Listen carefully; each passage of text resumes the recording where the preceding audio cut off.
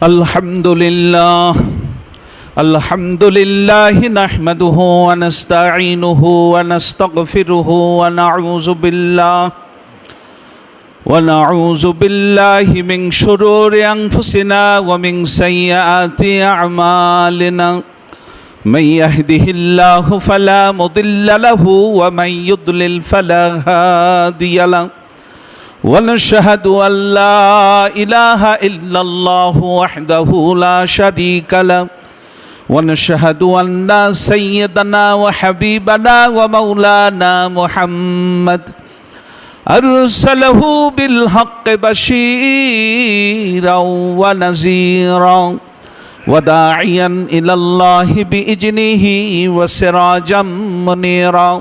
فقد قال الله تعالى في كلامه المجيد وفرقانه الحميد. সকলে পড়ুন আউযু মিনাশ শাইতানির রাজিম. বিসমিল্লাহির রাহমানির রাহিম. وقل الحمد لله سيريكم آياته فتعرفونها وما ربك بغافل عما تعملون. وقال النبي صلى الله عليه وسلم سترون ربكم كما ترون هذا القمر أو كما قال عليه الصلاة والسلام. সকলে মোহাব্বতে প্রাণ খুলে পড়ুন আল্লাহুম্মা সাল্লি আলা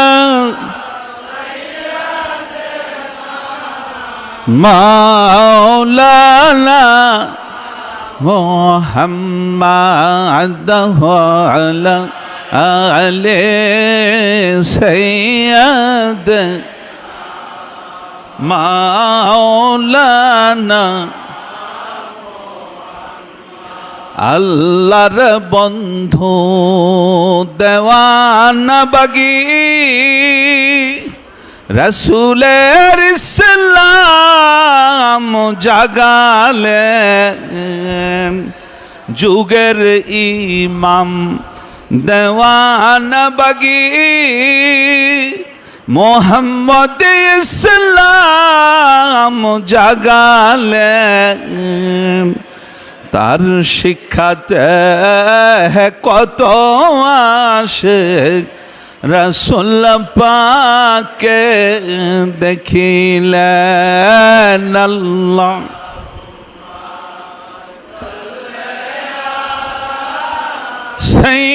সাইয়্যিদানা মাওলানা মুহাম্মদ ওয়া আলা আলি সাইয়্যিদানা মাওলানা. নাহমাদুহু ওয়া নুসাল্লি আলা রাসূলিহিল কারীম. আম্মা বাদ. আল্লাহর দেওয়া পুরস্কার পূর্ণিমার চাঁদে বাবা দেওয়ানবাগের জীবন্ত প্রতিচ্ছবি দেখার এই ১৬তম বার্ষিকীর আজকের এই আশিকে রাসূল সাল্লাল্লাহু আলাইহি সাল্লাম সম্মেলনে উপস্থিত আমার সম্মানিত প্রাণপ্রিয় আশিকে রাসূল জাকের ভাইরা, পর্দার অন্তরালে আশিকা রাসূল জাকের বোনেরা, সুধী মণ্ডলী, আমন্ত্রিত অতিথিবৃন্দ, সমাজের সর্বস্তরের উপস্থিতি, সাউন্ড সিস্টেমের কল্যাণে যারা শুনছেন, অনলাইন প্ল্যাটফর্মের কল্যাণে বাংলাদেশ এবং পৃথিবীর বাইরে এই মুহূর্তে লক্ষাধিক মানুষ আমাদের সাথে সংযুক্ত রয়েছেন। দেওয়ানবাগ দরবার শরীফ আল্লাহর মহান বন্ধুর কেন্দ্রীয় রওজা শরীফ থেকে আপনাদেরকে সশ্রদ্ধ সালাম জানাচ্ছি। আসসালামু আলাইকুম ওয়া রাহমাতুল্লাহি ওয়া বারাকাতুহু। সম্মানিত আশিক রাসূল ভাইরা, বক্তব্যের শুরুতেই কোটি কোটি শুকরিয়া জানাই সেই মহান রবের দরবারে। রাসূলের 1400 বছর, প্রায় 1500 বছরের পরে এই বাংলার জমিনে যিনি আমাদেরকে পাঠিয়ে আমাদেরকে খাইরুল কুরুনি, সেই উত্তম জাতির অন্তর্ভুক্ত হওয়ার তৌফিক যিনি আমাদের দান করেছেন, সেই মনিবের দরবারে কালেমাত শুকরিয়া জানাই। সকলে বলি আলহামদুলিল্লাহ, আলহামদুলিল্লাহ, আলহামদুলিল্লাহ রাব্বিল আলামিন, কামা ইয়ামবাগি লিজালালি ওয়াজহিকা ওয়া আযীমি সুলতানিক। কোটি কোটি দুরুদ ও সালাম জানাই আমাদের দয়াল রাসূল সরওয়ারে কায়নাত, মুফাখখারে মওজুদাত, মক্কার মতি, মদিনার জ্যোতি, ব্যথার ব্যথি, দুকুলের সাথী, দোজাহানের পারের কান্ডারি, সৈয়দুল মুরসালিন, রাহমাতুল লিল আলামিন, নবী মুকাররম, নূরে মুজাসসাম, মুহাম্মাদুর রাসূলুল্লাহ সাল্লাল্লাহু আলাইহি ওয়াসাল্লামের প্রতি লাখো সালাম ও কদমবুসি পেশ করছি। আমরা ছিলাম পথহারা, যিনি আমাদেরকে পথের সন্ধান দিলেন। আমরা ছিলাম দুনিয়ার নফসের পূজারী, যিনি সেখান থেকে আমাদেরকে মুক্ত করে আমাদেরকে আশেকের রাসূল হওয়ার গৌরব দান করেছেন। যিনি আখিরি জামানায় জন্মগ্রহণ করার পরেও রব্বুল আলামিনের দিদার লাভ করাইয়া দেওয়ার সৌভাগ্য যেই মহামানবের মাধ্যমে আমরা পেয়েছি, আমাদের সেই মহান মুর্শেদ, মহান সংস্কারক, মুহাম্মদ ইসলামের পুনর্জীবন দানকারী সফি সম্রাট হযরত দেওয়ানবাগী রাহমাতুল্লাহ আলাইহির মহাপবিত্র রওজা শরীফে লাখো সালাম এবং কদমবুসি পেশ করছি। মহান মুর্শেদ দয়া করে আমাদের সালাম এবং কদমবুসি গ্রহণ করুন। সালাম ও কদমবুসি জানাই ইমাম শাহ চন্দ্রপুরী রাহমাতুল্লাহ আলাইহির আদরের দুলালি, আউলাদ রাসূল, কুতুবুল আকতাব, দুররে মাকনুন, খাতুনে জান্নাত, আমাদের দয়াল মা রাহমাতুল্লাহ আলাইহার মহাপবিত্র রওজা শরীফে সালাম ও কদমবুসি জানাই। সালাম ও কদমবুসি জানাই মুর্শেদ কেবলা জাহানের সম্মানিত আউলাদবর্গ, মুহাম্মদ ইসলামের সম্মানিত ইমামগণ এবং সাহেবজাদি দয়ের প্রতি সালাম ও কদমবুসি জানিয়ে আমি গোলাম, আমি আমার বক্তব্য শুরু করছি। ওমা তৌফিক ইল্লা বিল্লাহ। সম্মানিত ভাইয়েরা, সময় খুব অল্প। আশেক রাসূল সাল্লাল্লাহু আলাইহি সাল্লাম সম্মেলন মানেই তো সময় খুব অল্প। তারপরে যথাসময় আমরা ইনশাল্লাহ জুমার জামাত আদায় করব, মুহাম্মদ ইসলামের মিলাদ শরীফ পাঠ করব।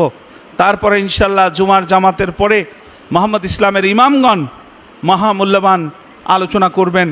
সর্বশেষ দয়াল বাবাজানের বাণী মোবারক এবং আখিরি মোনাজাতের মধ্য দিয়ে আমরা অনুষ্ঠান সুসম্পন্নের দিকে যাব। অনেকগুলো শিডিউল আমাদের হাতে রয়েছে। সম্মানিত ভাইয়েরা, যেহেতু সময় অল্প, আমাকে কম সময়ে অনেকগুলো বিষয় আপনাদের সামনে পরিষ্কার করতে হবে। এই জন্য আমি আপনাদের সকলের মনোযোগ আকর্ষণ করছি। আর মনোযোগের এক নাম্বার শর্ত হইল, আপনি যদি বক্তার চেহারার দিকে তাকায়া তাকায়া কথা শুনেন, তাহলে কথাগুলো কিন্তু আপনি সহজে অ্যাবজর্ব করতে পারবেন, রিসিভ করতে পারবেন। চোখ যেই দিকে যায়, মনটা সাথে সাথে ওই দিকেই চলে যায়। এই জন্য চোখটা যদি আপনি যথাস্থানে রাখেন, মনোযোগটাও আপনি যথাস্থানে রাখতে পারবেন। মালিক যেন তৌফিক দেয়, বলেন আমিন। ভাইরা আমার, 2008 সালের ঘটনা। কত সালের? 2008 সালের ঘটনা। এই 8 সালের যে ঘটনাটি, সেই 10ই অক্টোবর আকাশের পূর্ণিমার চাঁদের মধ্যে বাবাজানের নূরের চেহারা মোবারক আমরা লক্ষ্য করলাম। তো সেই যে বাবাজানের চেহারা মোবারক যখন দেখা গেল, সারা দেশের মধ্যে একটা আলোড়ন সৃষ্টি হয়ে গেল। এ কি ঘটনা! চাঁদের ভিতরে একজন মানুষের ছবি দেখা যায়, একজন মহামানবের জ্যোতির্ময় চেহারা মোবারক চাঁদের মধ্যে দেখা যায়। কে এই মহামানব? আমরা যে শুধু এটা বাংলাদেশেই দেখছি তা কিন্তু নয়। পৃথিবীর প্রায় 123টা রাষ্ট্র থেকে বাবাজানকে শুধু সংবর্ধনা দেওয়ার জন্যই এসেছিল। কি সত্য কিনা বলুন? সম্মানিত ভাইয়েরা, চাঁদ তো শুধু বাংলাদেশের জন্য না, চাঁদ সারা পৃথিবীর জন্য। চাঁদ একটা। আল্লাহ পাক তার মহান বন্ধুকে এই পূর্ণিমার চাঁদে কেন দেখালেন? এর মাধ্যমে আমাদের কি অর্জন হয়েছে, আমাদের কি লাভ হয়েছে, আমরা কি পেয়েছি, এবং এই ঘটনা প্রবাহের মধ্য দিয়ে আল্লাহ পাক আমাদেরকে কি মেসেজ দিলেন, আল্লাহ যদি তৌফিক দেন আমি খুব সংক্ষেপে এই বিষয়গুলো আপনাদের সামনে পরিষ্কার করতে চাই। মালিক যেন তৌফিক দেন, বলেন আমিন। ভাইরা আমার, ঘটনাটি শুরু হয়েছে বাবাজানের শুভাগমনের পূর্বে। বাবাজান তখনও জাহেরাতে এই জগতের বুকে আগমন করেন নাই। বলেন তো বাবাজানের শুভ জন্ম কত সালে? 1949 সালের 14ই ডিসেম্বর। 1944 সালের একটি ঘটনা। 44 সাল, দয়াল বাবাজানের শুভাগমনের 5 বছর আগের। আপনারা জানেন যে আমাদের এই যে বাবে বরকত, ওখানে আমাদের একজন জাকের ভাই ছিলেন আনসারউদ্দিন চিশতি। পুরান জাকের ভাই যারা আছেন অনেকেই চিনবেন।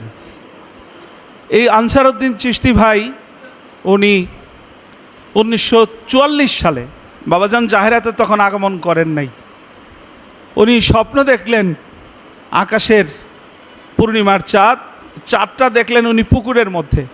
উনি বলেন আমি তখন লজিং ছিলাম, আমার যেখানে আমি স্টাডি করতাম, রাতে ঘুমাইতাম, ওটার পাশেই ছিল একটা পুকুর। আমি রাত 3টার সময় উঠছি তাহাজ্জুদের নামাজ পড়ার জন্য। ওই দিন ছিল পূর্ণিমার রাত। আমার এটা কোনো স্বপ্ন না, একদম বাস্তব। আমি দেখলাম পুকুরের স্বচ্ছ পানির ভিতরে একটা চাঁদ, জলজন্ত চাঁদ, এমন চাঁদ মনে হচ্ছে চাঁদ আকাশে নাই, পুরা চাঁদটা পুকুরে নাইমে আসছে। এবং ওই চাঁদের ভিতরে একজন মহামানবের চেহারা মোবারক, জ্যোতির্ময় চেহারা মোবারক। আমি যত কাছে যাইতেছি ওই চেহারা মোবারক তত বেশি স্পষ্ট হইতেছে। এক পর্যায়ে যেই মহামানবের চেহারা মোবারক দেখলাম, ওই মহামানব ওই চাঁদের ভিতর থেকে তিনি বের হয়ে আমার সামনে সশরীরে দণ্ডায়মান হয়ে গেলেন। আনসারউদ্দিন চিশতি বলেন, যে মানুষটি আমার সামনে দণ্ডায়মান হয়েছে উনি কোনো রক্ত মাংসের গড়া মানুষ না। আকার আকৃতিতে উনি মানুষ, কিন্তু পুরাটাই একটি আলোর মানুষ, একদম জ্যোতির্ময় একজন মানুষ। তিনি আমাকে বললেন যে তুমি যে আমাকে দেখে ফেলেছ, আমি আমার পরিচয় তোমাকে আজকে দিয়ে যাব এবং তোমাকে একটা সুখবর দিয়ে যাব।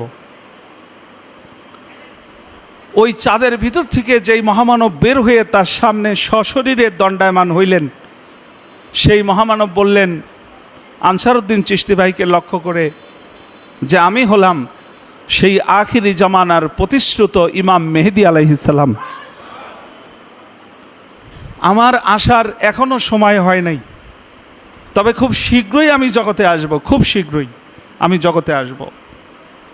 তোমাকে একটি সুখবর দিয়ে যাই, তুমি আমাকে পাবে, তুমি আমাকে পাবে, তবে একটা শর্ত আছে। তখন আনসারউদ্দিন চিশতি বলেন, আমি থরথর করে কাঁপতেছিলাম।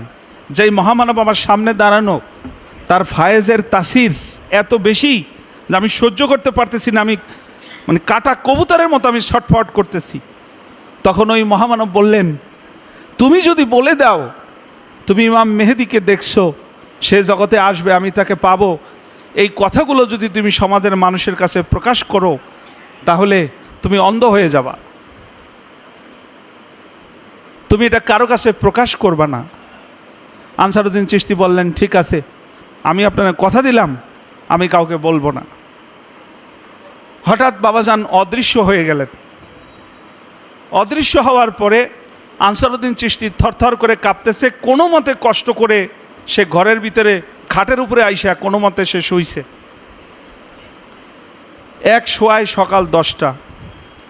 বাড়ির যে লজিং মাস্টার সে গেছে ভয় পায়া, যেই হুজুরে ফজরের নামাজে ইমামতি করে, এই হুজুর আজকে নামাজেও আসে নাই, হুজুরের সকালে নাস্তা খায় নাই, হুজুরের চোখ মেলতেছে না, হুজুরের শোয়া থেকে উঠতেছে না, হুজুর কেন কাঁপতেছে।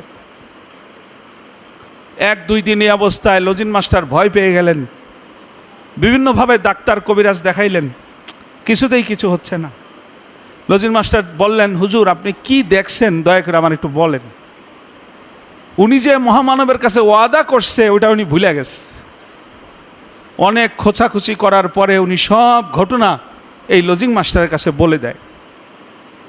বলে দেওয়ার সাথে সাথে ওনার চোখ ব্যথা শুরু হয়। আমাকে উনি নিজের মুখে বলছে। ঘটনাটি আমি যখন তাফসিরে বাবাজানের নির্দেশে লিপিবদ্ধ করি, আনসারউদ্দিন চিশতির সাক্ষাৎকার আমি নিজে নিয়েছিলাম, উনি নিজে আমাকে বলছে, ভাইজান আমার মনে হচ্ছিল সুই দিয়া আমার চোখের ভিতরে কে যেন পাড়াইতেছে, সুই দিয়া। 1 থেকে 2 দিনের মধ্যে আমার 2টা চোখ অন্ধ হয়ে গেল। আমি এই পৃথিবীতে আর এই পৃথিবীর আলো আমি দেখতে পাইলাম না। আমার আর লজিং থাকা হইল না, আমার স্টাডি কন্টিনিউ করা হইল না। আমি সোজা আমার বাড়িতে চলে আসলাম। আমার মা, আনসারউদ্দিন চিশতির মা ছিলেন একজন ওলি আল্লাহ। তিনি বললেন, বাবা তুমি এমন এক মহামানবের সাথে বেয়াদবি করছো, ওই মহামানবের দয়া ছাড়া উনি ক্ষমা না করলে তোমার চোখ পৃথিবীর কোনো ডাক্তার ফিরিয়ে দিতে পারবে না। তখন ওনার মা ওনাকে একটা দরুদ শরীফ শিখিয়ে দিলেন। কোন শরীফ? দরুদ শরীফ। বললেন, বাবা তুমি এই দরুদ শরীফটা পড়ে ওই মহামানবকে ডাকো, উনি স্বপ্নে তোমার কাছে আসবে এবং তোমাকে ক্ষমা করবে এবং তুমি চোখের জ্যোতিও ফিরে পাবে। সেই দরুদ শরীফই বর্তমানে আমাদের ওজিফা শরীফে। এই দরুদ শরীফ কিন্তু আমরা পাইছি বাবাজানের হায়াতে তৈয়বায়, রাসূল সাল্লাল্লাহু আলাইহি সাল্লাম আমাদেরকে দিয়েছিলেন। কিন্তু এই দরুদ শরীফ তো আনসারউদ্দিন চিশতির মায়ের জানার কথা না, তাও 1944 সালে। আনসারউদ্দিন চিশতি রাত দিন এই দরুদ শরীফ পড়তে লাগলেন। মাঝখানে 7 বছর সময় অতিবাহিত হয়ে গেল। জগতের এমন কোনো চিকিৎসা নাই তাকে করা হয় নাই। ডাক্তাররা বলল এই চোখ কোনোদিন ভালো হবে না। দীর্ঘদিন পরে আনসারউদ্দিন চিশতি কাঁদতে কাঁদতে ওই মহামানবের কাছে, আল্লাহর বন্ধুর দয়া হইল। হঠাৎ আনসারউদ্দিন চিশতি বলেন, আমি এক রাতে স্বপ্নে দেখলাম আমি একটি নদীর পাড়ে, নদীর কিনারায় ফুলের বাগান, বিশাল বড় শাহী প্রাসাদ। এই শাহী প্রাসাদ থেকে একজন মহামানব বের হয়ে আসলেন, হেঁটে হেঁটে আমার কাছে আসতেছেন। সেই মহামানব, যেই মহামানব আমাকে আজ থেকে 7 বছর পূর্বে আমাকে দিদার দিয়েছিলেন, সেই প্রতিশ্রুত ইমাম মেহেদী আলাইহিস সালাম। আমি যাই তার কদম জড়ায় ধরে বললাম, বাবা আমি ভুল করছি, আমাকে মাফ করে দেন। আল্লাহর বন্ধু বললেন, আমি তো তখনই আপনাকে বলে এসেছিলাম যে আমি আপনাকে যা বলেছি এটা আপনি কারো কাছে প্রকাশ করবেন না। গাছের ফল পাকে নাই, বেশি টিপাটিপি করলে ওই ফল কি খাওয়া যায়? নির্দিষ্ট সময় আছে না নাই? তখন আমার ভাইয়ের আল্লাহর মহান বন্ধু বললেন, আপনি তো ভুল করছেন।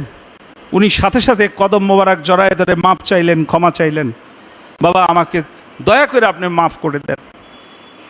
আল্লাহর বন্ধু বলেন, যান আমি আপনাকে ক্ষমা করে দিলাম। ওই স্বপ্নের মধ্যেই বাবাজান দয়া করে আনসারউদ্দিন চিশতির চোখে ফু দিলেন। ফু দেওয়ার সাথে সাথে স্বপ্নের ভিতরেই চোখের ভিতরে অশান্তি জ্বালা পড়া শুরু হয়ে গেল। সন্তান প্রসবের সময় মায়েদের যে কষ্ট হয়, এই কষ্ট না হইলে তো আমরা পৃথিবীতে আসতে পারতাম না। জ্বালা পড়া শুরু হয়ে গেল। আনসারউদ্দিন চিশতি ঘুমের ভিতরে চিৎকার দিতে লাগলো, মা আমার চোখ গেল। তার মা ঘটনা বুঝতে পারছে। পাশের রুমে থেকে তার মা বলতেছে, তোমার চোখ তো আগেই গেছে গা, এখন আবার কি যায়? মা আমার চোখ গেল। ঘুম থেকে উঠা উনি চিৎকার করে কাঁদতেছে, আর খালি চোখের উপরে ওনার হাত, মা আমার চোখ গেল, মা আমার চোখ গেল। উনি বলেন যে ধোঁয়ার মতো আমার চোখ থেকে বের হইতে লাগলো। আমি দেখি ধোঁয়া, কিন্তু অন্য কেউ দেখে না। আল্লাহর কি দয়া, 2 থেকে 3 ঘন্টার মধ্যে ঘুম থেকে উঠছে। এই 2 থেকে 3 ঘন্টার মধ্যে তার 2টা চোখ পরিপূর্ণরূপে সুস্থ হয়ে গেল, পরিপূর্ণরূপে ভালো হয়ে গেল। সেই আগের যেই চোখ ছিল, সেই চোখের চাইতে আনসারউদ্দিন চিশতি আরো ভালো দেখা শুরু করলেন। সুবহানাল্লাহ। দীর্ঘ ঘটনা। এরপরে উনি বাবাজানকে কেমনে পাইলেন আমি সেখানে যাব না। আমি শুধু আপনাদেরকে পূর্ণিমার চাঁদটা দেখাই দিতেছি। যে এই চাঁদ কিন্তু নতুন চাঁদ নয়। বাবাজানের শুভাগমন 1949 সালের 14ই ডিসেম্বর, আর চাঁদের খেলা শুরু হয়ে গেল 1944। হিসাব কি মিলছে? সম্মানিত ভাইরা, ইমাম শাহ চন্দ্র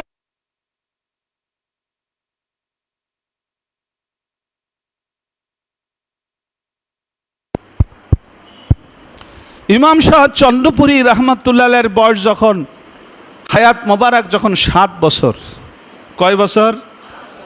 7 বছর।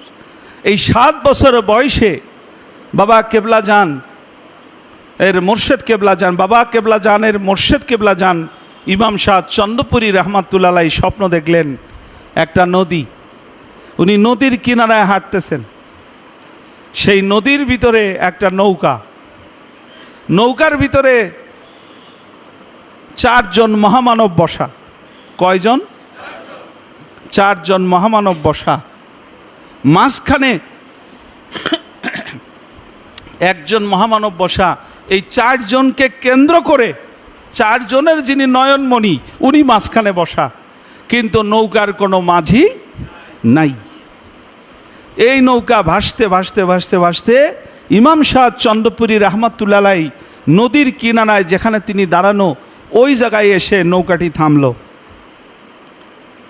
এবার ওই 4 জন মহামানব হাত দিয়ে ইশারা করে ইমাম শাহ চন্দ্রপুরী রহমাতুল্লাহকে নৌকায় ডাকতেছিলেন। ইমাম শাহ চন্দ্রপুরী রহমাতুল্লাহ ফরমান যে আমি এই মহামানবদের জ্যোতির্ময় চেহারা দেখে আমি ভয় পেয়ে গেছি, এই নৌকায় উঠলে যদি বেয়াদবি হয়। তখন উনি ইতস্ত করতেছেন, নৌকায় উঠতেছেন না। তখন মাঝখানে যেই মহামানব বসা, এই 4 জনের নয়নমণি, উনি বসার থেকে দাঁড়ায় ইশারা দিয়ে বললেন, বাবা আপনি নৌকায় আসেন, নৌকায় আসলে বেয়াদবি হবে না, যদি না আসেন বেয়াদবি হবে। তখন ইমাম শাহ চন্দ্রপুরী রহমাতুল্লাহ নৌকায় গিয়ে দয়া করে উঠলেন। উঠার পরে এই মাঝখানের যে মহামানব, তিনি বললেন, বাবা এই যে আমাকে কেন্দ্র করে যে 4 জন বসে আছে, এই 4 জনের সাথে আপনাকে পরিচয় করায় দিই। উনি হলেন মুজাদ্দেদিয়া তরিকার ইমাম হজরত মুজাদ্দেদে আলফে সানি আল ফারুকি রহমাতুল্লাহ আলাই। উনি হলেন নকশবন্দিয়া তরিকার ইমাম হজরত বাহাউদ্দিন নকশবন্দ রহমাতুল্লাহ আলাই। উনি হলেন কাদরিয়া তরিকার ইমাম বড়পীর মহিউদ্দিন আব্দুল কাদের জিলানি রহমাতুল্লাহ আলাই।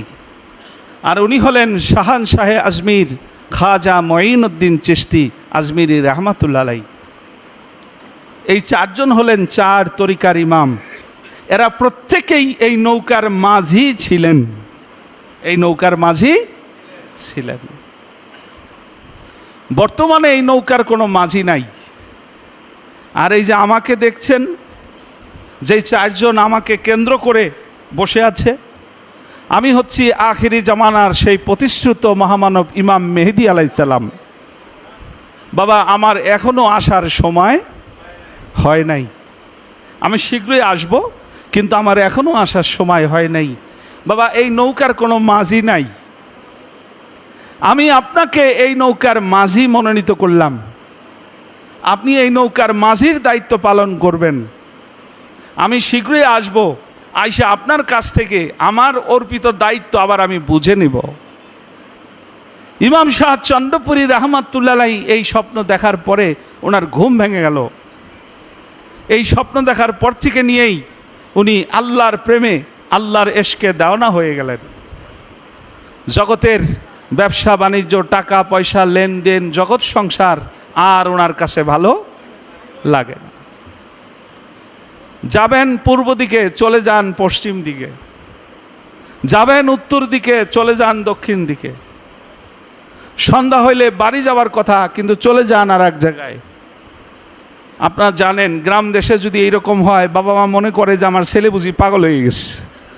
কি এরকম মনে করে না? করে না?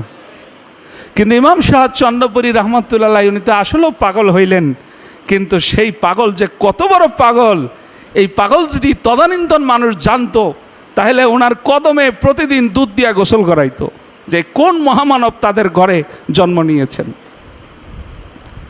ইমাম শাহ চন্দ্রপুরী রহমাতুল্লাহ আল্লাহর এশকে দেওয়ানা হয়ে গেলেন, এই মহামানবদের প্রেমে তিনি পাগল পারা হয়ে গেলেন। সম্মানিত ভাইয়েরা,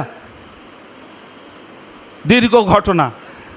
ইমাম শাহ চন্দ্রপুরী রহমাতুল্লাহ তিনি এত বড় আল্লাহর ওলি ছিলেন, তার কাছে যদি কোনো পীর মুর্শেদের কথা বলা হইতো, তিনি তার কাছে না যাইয়া ঘরে বৈশা বইলা দিতে পারতেন উনি কোন স্তরের ওলি আল্লাহ। সেই ইমাম শাহ চন্দ্রপুরী রহমাতুল্লাহ সেই যুগে তিনি সবচাইতে বড় আধ্যাত্মিক মুর্শেদ গুরু হিসাবে চিহ্নিত করলেন এনায়েতপুরী রহমাতুল্লাহ। এনায়েতপুরে যায়া তিনি বায়াত গ্রহণ করলেন এবং এনায়েতপুরী রহমাতুল্লাহ তাকে দেখেই চিনে ফেললেন, তাকে খেলাফতি প্রদান করলেন। চন্দ্রপাড়ার দরবারটা মাশাল্লাহ বেশ জমে উঠেছে। এইবার ইমাম শাহ চন্দ্রপুরী রহমাতুল্লাহর মনে ওই 7 বছর বয়সের স্বপ্ন জায়গা উঠছে, যে যিনি আমাকে দায়িত্ব দিয়ে গেছেন, জাহেরাতের দায়িত্ব তো এনায়েতপুরী দিছে, বাতেনিতে তো আমাকে দায়িত্ব দিছে ইমাম মেহেদী আলাইহিস সালাম। সে আমাকে কথা দিছে নির্দিষ্ট সময় সে আমার দরবারে আসবে। সেই যুগে, যেই যুগে 500 টাকা হইলে 1 বিঘা জমি কেনা যাইত, সেই যুগে ইমাম শাহ চন্দ্রপুরী রহমাতুল্লাহ 5000 টাকা আল্লাহর দরবারে মানত করলেন, যে আল্লাহ, যে মহামানব স্বপ্নে আমাকে ধর্মের দায়িত্ব দিয়ে গেল এবং বলছে নির্দিষ্ট সময় সে আবার আমার কাছে আসবে, আল্লাহ আপনি দয়া করে সেই মহামানবকে আমার কাছে পাঠান। উনি মানত করে আজিজি করতে লাগলেন এবং ওনার দরবার শরীফে অন্তর্চক্ষু খোলা ব্যক্তিদেরকে দিয়া উনি ব্যবস্থা নিতে লাগলেন। এইদিকে দয়াল বাবাজান তখন স্বাধীনতা যুদ্ধ শেষ, তিনি আর্মির রিলিজিয়াস টিচার, সেনাবাহিনীর ধর্মীয় শিক্ষক। তিনি ঘটনা পরিক্রমার মধ্য দিয়ে তিনি চন্দ্রপাড়া পাক দরবার শরীফে গেলেন। ইমাম শাহ চন্দ্রপুরী রহমাতুল্লাহ দয়াল বাবাজানকে এক নজর দেখার সাথে সাথে, বাবাজান ছিলেন তখন মোস্ট ইয়ং ম্যান, এত সুন্দর চেহারা বাবাজানের ছিল, যারা স্বচক্ষে বাবাজানকে দেখতে পেরেছিলেন তারা নিশ্চয়ই আমার সাথে একমত হবেন। খোদার কসম, আপনার 2 চোখ আমার মুর্শেদ বাবা দেওয়ানবাগির চাইতে সুন্দর চেহারার মানুষ কোনোদিন দেখে নাই। সত্য নয় কি? বাবাজান শেরওয়ানি মোবারক পরে চন্দ্রপাড়া দরবার শরীফে যখন গিয়ে উঠেছেন, অ্যাজ লাইক এ প্রিন্স, একজন রাজপুত্র, ইমাম শাহ চন্দ্রপুরী রহমাতুল্লাহ বাবাজানের চেহারা মোয়ার দিকে তাকায়া দেখলেন যে মানুষটা চেনা চেনা লাগে। কি লাগে? তো সে তো কখনো চন্দ্রপাড়া আসে নাই, তাকে চেনা চেনা লাগে কেন? এই চেনা চেনা কেন লাগে চিন্তা করার সাথে সাথে রাব্বুল আলামিন 7 বছর বয়সের ওই স্বপ্নের ওই সিনটা চন্দ্রপুরী রহমাতুল্লাহর সামনে তুলে ধরলেন। চন্দ্রপুরীর আর বুঝতে বাকি নাই, আর বুঝতে বাকি নাই।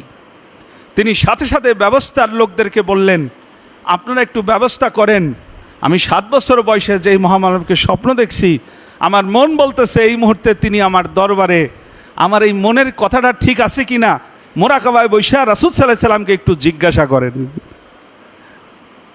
তারা পর পর 3 বার ব্যবস্থার লোকেরা মোরাকাবায় বসলেন। 3 বারই মোরাকাবা থেকে জবাব আসলো যে আপনি 7 বছর বয়সে যাকে দেখেছিলেন, যাকে পাওয়ার জন্য মানত করেছেন, উনি এই মুহূর্তে আপনার দরবার শরীফে অবস্থান করতেছেন। আশেকে মাশুকু কারমঞ্জিস্ত কেরামান কাতেবিন রাহাম খবর নিস্ত। সমস্ত হিসাব নিকাশ পাল্টিয়ে গেল।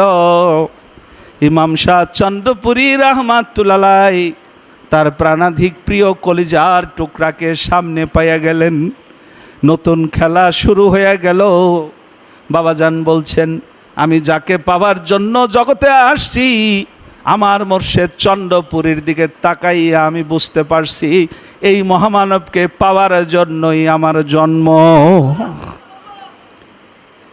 এইদিকে ইমাম শাহ চন্দ্রপুরী রহমাতুল্লাহ আলাইহি বুঝে ফেলেছেন, যার হাতে ধর্ম বুঝাইয়া দেওয়ার জন্য মালিক আমাকে জগতে পাঠাইছে, মালিকের সেই মেহমান এই মুহূর্তে আমার দরবারে। নতুন খেলা শুরু হয়ে গেল। ইমাম শাহ চন্দ্রপুরী রহমাতুল্লাহ আলাইহিকে পাওয়ার পরে 1 যুগ 12 বছর আমার মোর্শেদ বাবা দেওয়ানবাগী চন্দ্রপাড়া পাক দরবার শরীফে ছিলেন কিনা? তো মোর্শেদকে উনি সর্বপ্রথম বলেন যে আমি চন্দ্রপুরীকে পাইয়া চন্দ্রপুরীর পরিচয় উদ্ঘাটনের জন্য আমি কাজ শুরু করলাম। চন্দ্রপুরীর পরিচয় খুঁজতে গিয়া আমার সাথে পরিচয় হয়ে গেল রাহমাতুল্লিল আলামিনের সাথে। এইবার রাহমাতুল্লিল আলামিনের পরিচয় বাইর করার জন্য আমি ধ্যানমগ্ন হইলাম, মোরাকাবায় বসলাম যে রাসূলটা আসলে কে। এবার রাসূলের পরিচয় খুঁজতে খুঁজতে খুঁজতে আমার সামনে রাব্বুল আলামিনের পরিচয় হয়ে গেল। আমি বললাম, বাহ, এই নি তোমাকে খেলা, 3 জন এক করে থাকো, আমাকে কিছুই বুঝতে দেও না, এই নি তোমাদের খেলা। একদিন বাবা দেওয়ানবাগী ইমাম শাহ চন্দ্রপুরী রহমাতুল্লাহ আলাইহিকে সাথে জজবার হালতে কথা চলতেছে। ইমাম শাহ চন্দ্রপুরী রহমাতুল্লাহ আলাইহি বললেন, মাহবুব মিয়া, আল্লাহ এখন কোথায়? আল্লাহ এখন কোথায়? ইমাম শাহ চন্দ্রপুরী রহমাতুল্লাহ আলাইহির গায়ে একখানা চাদর মোবারক ছিল। বাবাজান কেবলা বললেন, আল্লাহ যে কোথায়, আমি তোমার ঘুমটাটা ফালাইয়ে দেব। তুমি যে একটা ঘুমটা পইরা জগতে লুকোচুরি করতেছো, আমি তোমার ঘুমটাটা খুইলা ফালাইয়ে দেব। তখন আমি না, শুধু জগৎবাসী জানতে পারবে আল্লাহ কোথায়। মুর্শিদের মাঝেই বাবা দেওয়ানবাগী রাব্বুল আলামিনের পরিচয় পেয়েছিলেন। এবার যখন আল্লাহর পরিচয় জগৎবাসীর সামনে উপস্থাপনের জন্য বাবাজান সিদ্ধান্ত নিলেন যে আমি আমার মালিকের পরিচয় জগতে তুলে ধরব, আমার মালিকরা জগৎবাসীকে চিনাবো। চতুর্দিক থেকে বাবাজানের উপরে মুসিবত আসা শুরু হইল। চন্দ্রপুরী রহমাতুল্লাহ আলাইহির পরিচয় প্রকাশের জন্য বাবাজান যখন কাজ শুরু করলেন, মুসিবত আসা শুরু হয়ে গেল বাবাজানের উপর। তখন ইমাম শাহ চন্দ্রপুরী রহমাতুল্লাহ আলাইহি বললেন, মাহবুব মিয়া, আমার জন্য জীবনের এত বড় রিস্ক নিয়ে আপনার লাভ কি? বাবাজান কেবলা বললেন, বাবা, জন্ম যখন নিয়েছি মরতে আমাকে হবেই। লঞ্চে ডুবে মারা যাই, রোড অ্যাক্সিডেন্টে মারা যাই, বিছানায় শুয়ে মারা যাই, মারা তো যাইতে হবেই। বাবা, আমি আপনার পরিচয়টা জগৎবাসীর কাছে দিয়া যাইতে চাই। রাব্বুল আলামিন এর পরিচয় দেওয়ার জন্য বাবাজান সিদ্ধান্ত নিলেন। ইমাম শাহ চন্দ্রপুরী রহমাতুল্লাহ আলাইহি বললেন, ঠিক আছে, যান, আল্লাহ আপনার সাথে থাকবে, যান। আমি চন্দ্রপুরী বলছি, আপনি মাহবুব মিয়াকে যান, আজ থেকে আল্লাহ আপনার সাথে থাকবেন, আল্লাহ আপনার সাথে থাকবেন। বাবাজান কেবলা বললেন, আমি তো আগেই আল্লাহর কাছে ছিলাম, আমি তো আগেই আল্লাহর কাছে ছিলাম, এখনো তো আমি আল্লাহর কাছেই আছি। আপনি যেটা বলছেন মাইনে নিলাম, তবে একটু কথা দেন আপনি আমার সাথে থাকবেন কিনা। দেখেন মুর্শিদরে কি পরিমাণ ভালোবাসে, যে বাবা আপনি কথা দেন আপনি আমার সাথে থাকবেন কিনা। ইমাম শাহ চন্দ্রপুরী রহমাতুল্লাহ আলাইহি বলেন, যান, আমিও আপনার সাথে থাকব। কি বলছেন না বলেন নাই? যান, আমিও আপনার সাথে থাকব। সম্মানিত ভাইয়েরা, বাবা কেবলা জানের অভিযান শুরু হয়ে গেল। অনেক ঘটনা। 1983 সালের 16ই ডিসেম্বর রাব্বুল আলামিনের পক্ষ থেকে দয়াল রাসূল সাল্লাল্লাহু আলাইহি সাল্লাম বাবাজানকে ইসলাম ধর্মের সংস্কারক অর্থাৎ মুজাদ্দেদ। এই মুজাদ্দেদের দায়িত্ব রব্বুল আলামিন দয়া করে আমাদের মহান মুর্শিদ কেবলা জানকে অর্পণ করলেন। খুশি না আমরা? বলেন আলহামদুলিল্লাহ। 1989 সালের 5ই এপ্রিল রব্বুল আলামিনের পক্ষ থেকে দয়াল রাসূল সাল্লাল্লাহু আলাইহি সাল্লাম বাবাজানকে দায়িত্ব দিলেন মোহাম্মদী ইসলামের পুনর্জীবন দানকারী। কি দায়িত্ব দিছেন না দেন নাই? বাবাজান কেবলা বললেন, মিয়া সমাজের মানুষ তো নিতে পারবে না, আমি কথাটা একটু পলিশ করে বলছি। কি? রাসূল সাল্লাল্লাহু আলাইহি সাল্লাম বলছেন, হে মোহাম্মদী ইসলামের পুনর্জীবন দানকারী, ইতিপূর্বে আমার ধর্ম আরো 5 বার পুনর্জীবন লাভ করেছে।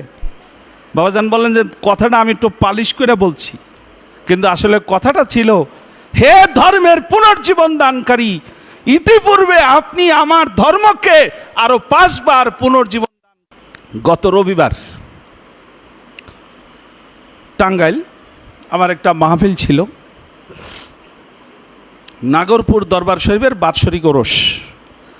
প্রধান বক্তা ছিলেন মাওলানা কাফিল উদ্দিন সরকার সালেহী। উনি যেহেতু আমার উস্তাদ মানুষ, আমি ছিলাম ওখানে সেকেন্ড বক্তা। তো উনি কিছু বই নিয়ে গেছে, এই বই মাহফিল শেষে আল্লাহর দয়ায় মাহফিল জমাইছি আমি, উনি যাওয়ার পরে লোক ওঠা শুরু হয়েছে, এটা আল্লাহরই দয়া। তো উনি বই নিয়ে গেছে, বই বিক্রি করবে। ওনার একটা বইয়ের উনি নাম দিছে আশিকে রাসূলের প্রেমের দৃষ্টিতে রাসূল সাল্লাল্লাহু আলাইহি সাল্লাম। তা আমি মনে মনে বললাম, ওস্তাদজি কতবার আপনার কাছে সংস্কারের বই পাঠানো হয়েছে, আপনি নিজে আমারে বলছেন মাওলানা, আপনার মতো একজন মাওলানা দেওয়ানবাগে গেল কেমনে? দেওয়ানবাগের বদনামও করছেন, আবার দেওয়ানবাগের খামগুলাও পকেটে ঢুকাইছেন। আজকে আপনার নিজের বইয়ের নাম আশিকে রাসূল শব্দ যোগ করলেন, কারণ বুঝা ফেলাইছেন দেওয়ানবাগের ফিলোসফি ছাড়া মুক্তির কোনো রাস্তা নাই, কোনো রাস্তা নাই। আমার ভাইরা, আজকে আপনাদের কাছে আমি সর্বশেষ যে মেসেজটি আপনাদের কাছে দিতে চাই সেটা হলো, দেওয়ানবাগী অক্ষয়, দেওয়ানবাগী অব্যয়, দেওয়ানবাগী অম্লান, দেওয়ানবাগী চিরঞ্জীব চিরস্থায়ী মোর্শেদ। উনি স্থান এবং কালের ঊর্ধ্বে, স্থান এবং কালের ঊর্ধ্বে। বাবাজান বলতেন, মিয়া একটা সময় আসবে আমার নাম সুফি সম্রাট সৈয়দ মাহবুবে খোদা দেওয়ানবাগী মাদ্দাজিল্লাহুল আলী, এই নামেও মানুষ আমাকে চিনবে না। বাবা কোন নামে চিনবে? বললেন যে সুফি সম্রাট সৈয়দ মাহবুবে খোদা দেওয়ানবাগী রহমতুল্লাহ আলাই, এই নামেও আমাকে মানুষ চিনবে না। বললাম যে বাবা আপনাকে চিনবে কোন নামে? সারা দুনিয়া আমাকে একটা নামে জানবে, শুধু বাবা দেওয়ানবাগী। কোনো রহমতুল্লাহ নাই, বেটা মাদ্দাজিল্লাহুল আলীও নাই, উনি বাবা দেওয়ানবাগী। স্থান এবং কালের ঊর্ধ্বে থাকবে আমার স্থান, আর এটা আল্লাহর পক্ষ থেকে হবে। সবাই আমাকে বাবা দেওয়ানবাগী বলে ডাকবে, বাবা দেওয়ানবাগী। কোনো মাদ্দাজিল্লাহুল আলীও নাই, বেটা তোর রহমতুল্লাহ আলাইও নাই। রহমতুল্লাহ আলাই হলো অফাত লাভ করার পরে রহমতুল্লাহ আলাই বলে। এখন আল্লাহর ওলিগণ কি মারা যান? আমরা জগতের, যেমন আমরা রাসূল সাল্লাল্লাহু আলাইহি সাল্লামের নামের শেষে সাল্লাল্লাহু আলাইহি সাল্লাম বলি না, মহামানবদের নামের শেষে আমরা তারা অফাতের পরে রহমতুল্লাহ আলাই বলি। এই জন্য এটা এক প্রকারের দরুদ, অর্থাৎ তার উপরে আল্লাহর রহমত বর্ষণ হোক। এটা তার কল্যাণের জন্য না, আমার কল্যাণের জন্য। আমি এই কথাটা বললে তার থেকে আমি একটা ফায়েজ পাই, রহমত পাই, একটা দয়া পাই, একটা নিয়ামত পাই। বাবাজান কেবলা বললেন, এই যে কালেমা, কালেমা তাইয়্যিবা, কালেমায়ে শাহাদাত, কালেমা তাইয়্যিবা পড়ে আমরা ইসলাম ধর্মে দাখিল হই। আর কালেমায়ে শাহাদাত হইল আপনি আল্লাহ রাসূলের দিদার যখন পাইবেন, তখন আপনি কালেমায়ে শাহাদাত আশহাদু আল্লাহ ইলাহা ইল্লাল্লাহু ওয়াহদাহু লা শারীকা লাহু ওয়া আশহাদু আন্না মুহাম্মাদান আবদুহু ওয়া রাসূলুহু। বাবাজান কেবলা বললেন, যারা আমাকে পূর্ণিমার চাঁদে দেখছেন, ও আশেক রাসূলেরা, মনে রাখেন আপনারা কালেমায়ে তাইয়্যিবার স্তরে নাই, আপনাদের স্তর আরও উন্নীত হয়ে গেছে। আপনারা দ্বিতীয় ক্লাসে পৌঁছে গেছেন, কালেমায়ে শাহাদাতে আপনারা পৌঁছে গেছেন। বাবাজানকে আমি যখন প্রথম পূর্ণিমার চাঁদে দেখলাম বাবে রহমতের 9 তলার গম্বুজ চত্বরে, বাবাজান তখন দোতলায় বসা, আমাদের তাফসিরের ক্লাস চলতেছে। বাবাজান নিজেই পাঠাইলেন, মহিউদ্দিন মিয়া যান দেখে আসেন। দৌড় দিয়ে গেলাম সিঁড়ি ভাইয়া, যাইয়া ভাই কিছু দেখি না, 5, 7, 10 মিনিট কিছু দেখি না। মনটা খারাপ হয়ে গেল যে নিচে গেলে বাবাজান তো জিজ্ঞেস করবে, কি জবাব দেব। তারপরে নিজের প্রতি ঘৃণা আসলো যে আমি তো আলেম মানুষ, হুজুর মানুষ, আমার বিশ্বাস দুর্বল। মনটা খুব খারাপ হয়ে গেল, মনের কষ্টে একবারে চোখের পানি এসে বলল। 10, 12, 15 মিনিট পরে আল্লাহর দয়া হইল, পূর্ণিমার চাঁদের দিকে তাকানোর সাথে সাথে দয়াল বাবাজানের নূরের চেহারা মোবারকটা এমনভাবে দেখলাম, আমাকে এমনভাবে শর্ট করলো, মনে হয় 9 তলা থেকে পড়ে যাব। মুহূর্তে গোটা দেহ মনে বিদ্যুতের শিহরণ, পরম প্রশান্তি, ঈদের আনন্দ শুরু হয়ে গেল আত্মার মধ্যে। আমি তাড়াতাড়ি করে দৌড়ে নিচে গেলাম। বাবাজান বললেন, প্রথমে দেখতে একটু কষ্ট হয়েছিল না? আমি কি জি বাবা। কয় দেখছেন তো? আমি কি জি বাবা। কয় কি বুঝলেন? আমি কি বাবা যাই বুঝছি একটা জিনিস বুঝি নাই। কয় কি? আমি কি বাবা সারাদিনই তো আপনার সামনে থাকি, কই শরীর টরীর তো কিছু জাকি টাকি দেয় না, কিন্তু চাঁদে যে আপনারা দেখলাম, আমার যে শর্ট করলো ঘটনাটা কি? বাবাজান কেবলা বললেন, চাঁদে দেখছেন আপনি আমার রূপে, কিন্তু যারে দেখছেন আল্লাহর কসম উনি মহান রব্বুল আলামিন। যখন বাবাজান এই কথা বলে ফেললেন, আমি 5 মিনিট আর কোনো কথা বলতে পারতেছি না, যে তাহলে আমি আমার মালিকের দিদার পাইলাম, আমি আমার মালিকের পাইলাম। তখন বাবাজান বললেন যে আল্লাহ দয়া করে মোর্শেদের মাঝে থাকেন, মোর্শেদের রূপেই উনি দেখা দেন, কারণ উনি যদি ওনার নিজের রূপে দেখা দেয়, ভক্ত ওনাকে চিনতে পারবে না। ভক্ত যাতে চিনতে পারে এই জন্য মোর্শেদ রূপে দয়া করে উনি দেখা দেন। বাবাজান আরেকদিন বললেন, মিয়া আমারে জাকেররা বাবা বাবা করে ডাকে বিপদে বললে, দেখে আমি ওখানে তারে বিপদ থেকে উদ্ধার করছি, আইসা আমার কদমে লুটায় পড়ে কি হাউ মাউ কান্না। কয় বিশ্বাস করেন এই সব ঘটনাগুলা ঘটায় আল্লাহ নিজে, সব ঘটনাগুলা ঘটায় আল্লাহ নিজে। কারণ আল্লাহ যে মানুষের কত আপন, আল্লাহ যে মানুষের কত কাছে, আল্লাহ যে মানুষের কত নিকটে, এটা যদি মানুষ জানতো, মানুষ আল্লাহকে পাওয়ার জন্য পাগল পারা হয়ে যেত। সম্মানিত ভাইরা, এই মোর্শেদকে পাইয়া কি আমরা খুশি না? কতটুক খুশি? একটু খুশি না বেশি খুশি? বেশি খুশি না অনেক অনেক বেশি খুশি? আমরা কি জীবনের সবচাইতে বড় নেয়ামত পাই নাই? জোরে বলেন, পাই নাই? সবচাইতে বড় নেয়ামত আমরা আল্লাহর কাছে পাইছি। 2টা হাত উঠাইয়া মালিকের কাছে শুকরিয়া আদায় করেন এই নেয়ামত পাওয়ার কারণে। নারায়ে তাকবীর, নারায়ে তাকবীর, নারায়ে রিসালাত, নারায়ে রিসালাত।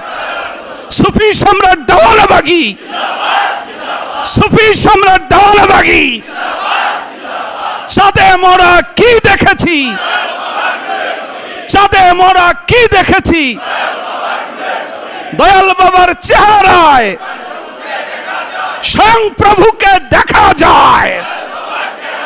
দয়াল বাবা জানের চেহারায় সুফি সম্রাট দেওয়ানাবাগী, নারায়ে তাকবীর। হাত নামান।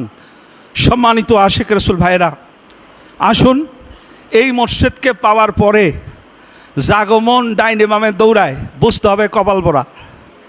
বুঝতে হবে কি? কপাল ভরা, ভাগ্য নাই। বাবাজান পাক জামানে বলে গেছেন যে জাহান্নামী আমার তরিকে আসবে কিন্তু শেষ পর্যন্ত থাকতে পারবে না। বলছে কি না? এমন এক ঘটনা ঘটাইয়া কদম ছাড়া করে ফেলাবে আমার ভাইরা। এই জন্য আজকের এই সম্মেলনে আমাদের সকলের আজিজি, ওগো মোর্শেদ, এই দেহে যতক্ষণ রূহ থাকে ততক্ষণ যেন আপনাকে ভালোবাসতে, আপনার কদম মোবারকে থাকতে, আপনার আদর্শ ধারণ করতে, নিজে এবং পরিবারকে আপনার আদর্শ অনুযায়ী চালাইতে, সমাজকে যেন চালাইতে পারি। মোহাম্মদ ইসলামের ইমামগণ আমাদেরকে যেভাবে বাবাজানের আদর্শকে এগিয়ে নিয়ে যাওয়ার জন্য পরামর্শ দিচ্ছেন, সেই পরামর্শকে শিরোধার্য করে বাকি হায়াতে জিন্দেগি আমরা আমাদের মুর্শেদকে নিয়ে কাটাবো এবং ও মুর্শেদকে নিয়েই যেন আমরা সেই খাতমা বিল খায়ের আমরা যেন সেই মহান মালিকের সাথে মিলিত হতে পারি। আল্লাহ যেন সেই তৌফিক দান করেন। সকলে বলেন আমিন। হাযা মা ইনদি ওয়াল ইলমু মিনাল্লাহ আলাইহি তাওয়াক্কালতু ওয়া ইলাইহি উনীব। আমি আমার বক্তব্যের ভুল ত্রুটির জন্য আমার মহান মুর্শেদ বাবা দেওয়ানবাগের নূরের কদম মোবারকে ভুল ত্রুটির জন্য ক্ষমা চেয়ে, মোহাম্মদ ইসলামের ইমামগণের কদম মোবারকে আমার বক্তব্যের ভুল ত্রুটি ক্ষমা চেয়ে আমি আমার বক্তব্য এখানেই শেষ করছি। ওয়া আখির দাওয়ানা আনিল হামদুলিল্লাহি রাব্বিল আলামিন। আসসালামু আলাইকুম ওয়া রাহমাতুল্লাহি ওয়া বারাকাতুহু।